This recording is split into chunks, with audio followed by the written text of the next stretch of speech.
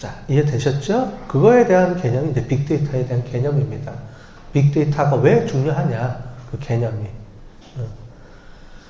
자, 그래서 데이터와 IT가 분리가 되고, 이제 데이터를 옛날에는 축적하고 공유하는 거에 관심이 있었다면, 이제는 이제 그런 데이터들이 계속 쌓이기 때문에, 이제 분석하고 추론할 수 있는 것까지 넘어가자, 이렇게 되는 거고요.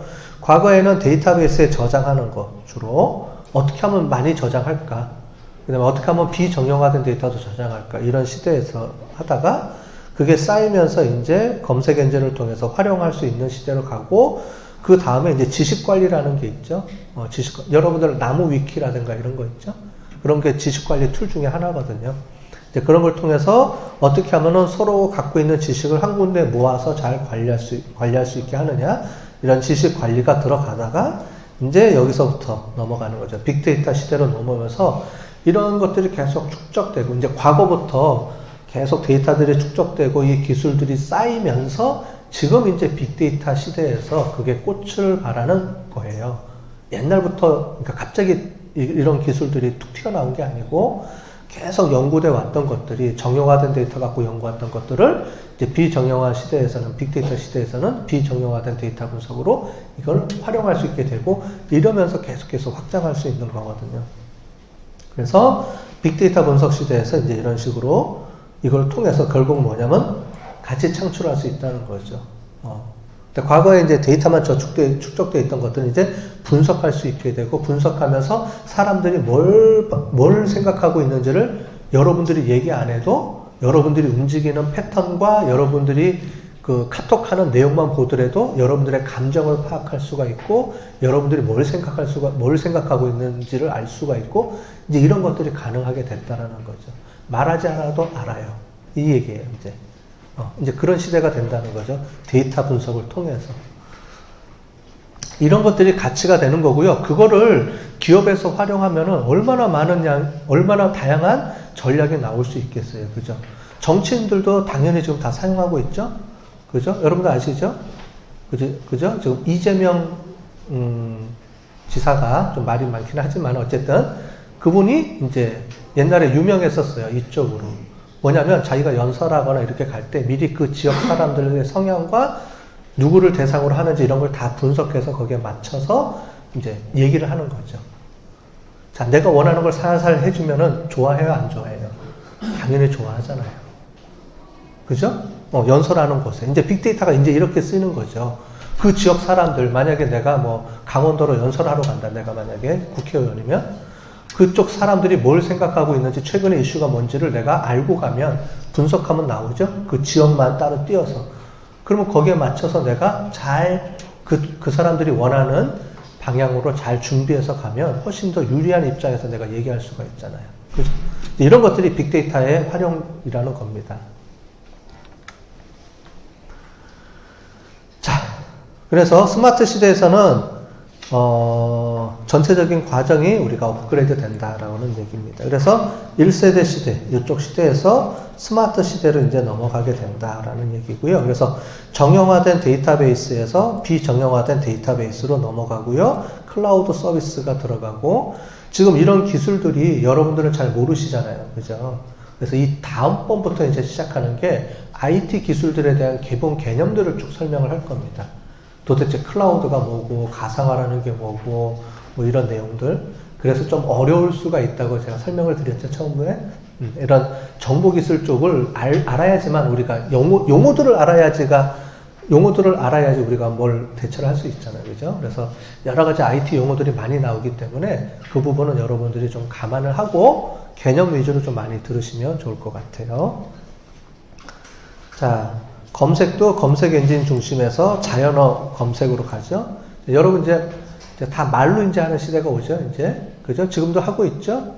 핸드폰에다가 말하잖아요. 말 안 해요? 핸드폰 나만 말하나? 죄송합니다. 여러분들은 손가락이 더 빠르죠? 저는 이제 운전을 해야 되니까 운전하면서 말로 이제 야 누구누구한테 전화 걸어줘, 뭐 좀 찾아줘, 문자 읽어줘, 막 이렇게 말로 하니까 이제 그게 가능한 시대가 되는 거죠. 그 다음에 뭐 빅데이터 분석부터 해서 추론에서는 상황인식, 요거는 이제 뭐 다 얘기한 거니까 넘어가도록 할게요. 그 다음에 두 번째, 이제 데이터 중심으로 넘어왔다라는 게 첫 번째고요. 두 번째는 그 데이터에 모든 게 다 담겨 있다는 거예요. 그게 여기입니다. 시간, 공간, 뭐 관계 이런 것들이 다 들어가 있다는 거죠. 그 이유가 뭐냐면 옛날에는 정형화된 데이터 중심으로 해서 데이터들이 저장이 됐다라면 사람들이 움직였다면 지금 이제 비정형화된 데이터들이 엄청나게 더 많아지고 있죠. 여기 보면 제일 위에 있는 게 이 부분이 비정형화된 데이터예요. 무슨 말이냐? 뭐냐? 여러분들 카톡 하거나 아니면은 뭐죠? 소리, 음악이라든가 사운드라든가 아니면은 유튜브라든가 뭐 이런 것들 중심으로 이제 움직이는 거죠. 그러니까 여러분들이 지금 움직일 때 비정형화된 데이터들을 더 많이 쓰죠. 그죠? 그 내용입니다. 그러니까 우리가 움직이는 모든 것들이 거의 다 비정형화된 데이터들이기 때문에 그런 데이터들을 훨씬 더 많이 생성하는데 이런 것들을 다 수집 저장해서 분석할 수 있게 이제 되는 시대가 된다는 거죠. 그러니까 과거에는 이제 정형화된 데이터만 저장하니까 그 중에 일부분만 저장이 돼서 활용할 수 있었지만 이제는 우리가 움직이는 모든 데이터들이 이제 사용할 수 있게 되는데 그 데이터 안에는 시간적인 정보, 공간적인 정보, 모든 정보들이 여러분들하고 그러니까 사람하고 사람 사이의 어떤 관계까지도 그 안에서 파악해낼 수 있다는 거예요. 얘가 얘를 좋아하고 있나 안 좋아하고 있나 나중에 한번 제가 보여드릴게요. 그런 것까지. 내가 지금 청혼하면 받아줄 수 있나? 이 사람한테 내가 관심 있는 사람한테 내가 지금 고백하면 남자친구가 될 수 있나 없나? 이런 것까지 파악해 줍니다. 아주 훌륭한 시대라고 해야 되나요? 아니면? 자, 세 번째는 미래 경쟁력을 창출할 수 있는 원천이 된다는 거죠. 그래서 자, 보시면 우리가 처음에 얘기했던 것처럼 IT 패러다임이 계속 변하고 있죠. 그러면서 데이터가 엄청나게 크게 성장하고 있죠.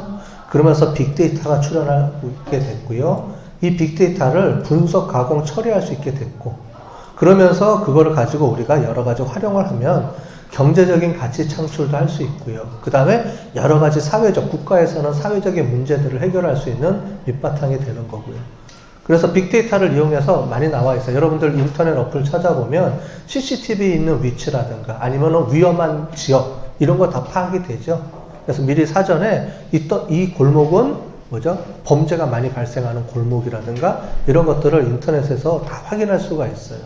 왜냐하면 이제 이런 정보들이 쌓여서 그걸 구축해서 어플로 다 요즘 국가에서 제공해 줍니다. 그래서 어느 지역으로 갈 때 위험한지 안 위험한지 이런 것까지 다 우리가 확인할 수가 있어요.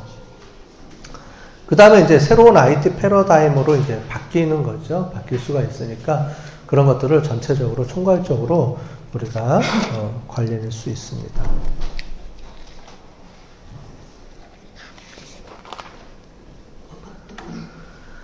자, 그래서 미래 사회의 특성들에 보면은 우리가 불확실성이 있고요. 그 다음에 좀 리스크하죠. 위험이 있고.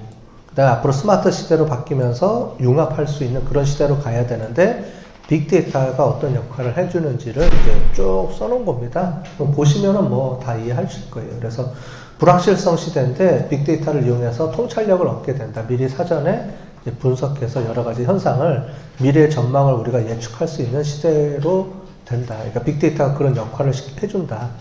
그렇죠? 그래서 미래 사회의 특성에 따라서 빅데이터가 어떻게 적절하게 대처해 줄 수 있는지를 이렇게 쭉 적어 놓은 거예요.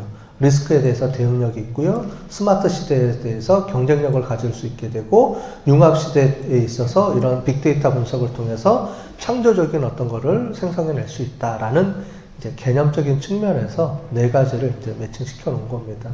여기 있는 그 내용들은 그래서 뭐가 더 구체적으로 어떤 얘기가 나와 있는지를 쭉 설명을 해놨어요. 그러니까 시간 되시면 한번 쭉만 읽어보면 될 거예요. 그냥 그 어떤 개념적인 설명이니까 아 이런 거구나 라고 여러분들이 알고 넘어가시면 될 것 같습니다.